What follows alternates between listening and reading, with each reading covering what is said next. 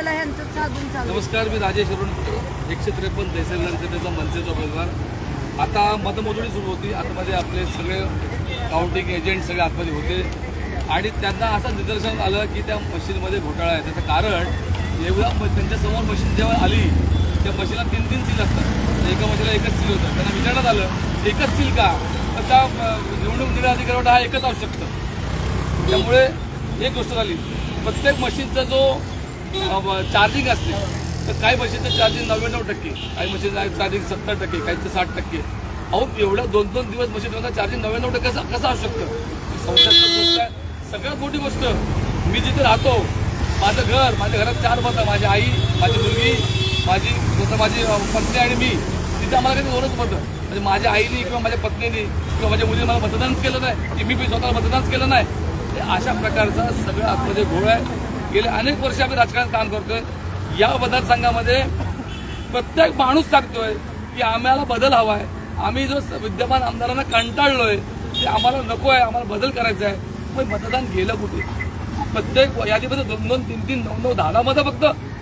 आणि आमचे कार्यकर्ते त्यांची घातली मतं नाही मिळाली, असा घोळ आहे. मी ज्या काउंटिंगमध्ये जे बसलेले एजंट होते त्यांना मी सांगतो की आपण आपलं मत मांडा. इलेक्शन्स बंद करून टाका. अतिशय संताप आलेले, बंद करा इलेक्शन्स. दरवर्षी हे होणार असेल ना तर अजिबात गरज नाही. मागच्या 5 वर्षापूर्वी आमच्या 8 मशीन्स फ्रॉड निघालेले. नंबर्स वेगळे, तिकडे नंबर वेगळे, आमच्याकडे पोलिंग एजंटचा नंबर वेगळा. तरी हे लोक म्हणतात प्रोव्हिजन आहे, असंच करायला लागेल. आता ऑब्जेक्शन घेतलं तर ते IAS officer is not ready to listen at all. साहेब, जर या गोष्टी होणार असेल ना तर ह्या लोकांना दरबार वेळ होत असेल. किती तुमचाही वेळ जातो, आमचाही वेळ जातो. पक्षाचा इझी घ्यायला लागलेत आपल्या पक्षाला. हे नाही चालणार अजिबात. खूप इझी घ्यायला लागलेत. मग इलेक्शन कॅन्सल करा. ते गणपत पाटील नगर मध्ये जिथे अजिबात कामं झालेली नाही तिथे लीड येतो. 3 नंबर वॉर्डमध्ये जनकल्याणमध्ये तिथे मनीषाताईंना अजिबात येऊन दिलं नाही, प्रचाराला येऊन दिलं ना. आम्ही प्रचार करून देणार नाही. त्या वॉर्डमध्ये त्यांना लीड मिळतो. कसा मिळतो? उमेदवाराला 3 उमेदवाराच्या 163 मध्ये 2च मतदान का? आई बहिणीची, बायकोची, घरातल्या आजूबाजूच्या लोकांची मतं नाही मिळाली. 30 वर्ष राजकारणात म्हणजे एका वर्षाला 1 मत. हेच केलंय. हेच होणार असेल तर कशाला इलेक्शन करताय? आमचे टॅक्सचे पैसे घालवायचे. आम्हाला धड रस्ते द्यायचे नाही, काही द्यायचं नाही. ते हिशोब इलेक्शन एक्सपेंडिचर कार्यालयात त्यांचे कन्सेप्ट क्लिअर नाहीत अजिबात. आज एक रूल लावतात, दुसरा रूल लावतात. यांचं इलेक्शन कमिशन प्रॉपर ट्रेनिंग नाही आहे ना अजिबात. पोलिसांचा गैरवापर करतात हे लोक. IAS ऑफिसर खूप डॉमिनेटिंग आहे आणि I don't think she should be on the table. तिने रिझाईन केलं पाहिजे. अजूनपर्यंत असं नाही झालेलं, कधी कुठल्या ऑफिसरला कोणी असं बोललेलं आहे. पण मी ॲज अ पब्लिक म्हणते ती IAS officer she should resign. मला नाही माहिती ती जर एवढ्या मोठ्या पोस्टवर आहे ना तर शी शुड मेंटेन अ डिग्निटी. नाही करत तिथे. स्पष्ट मत आहे. या सगळ्याच्यामध्ये घोळ झालाय. मनसेला मतदान स्वतः माझ्या घरी आमची 4 मतं इकडे बघा. जनकल्याणमध्ये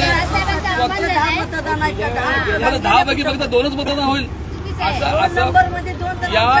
या सगळ्या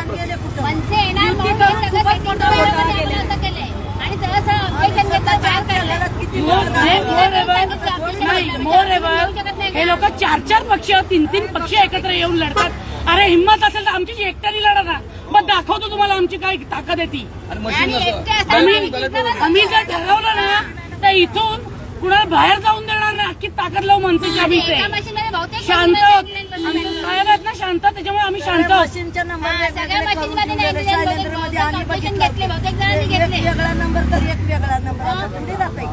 अतिशय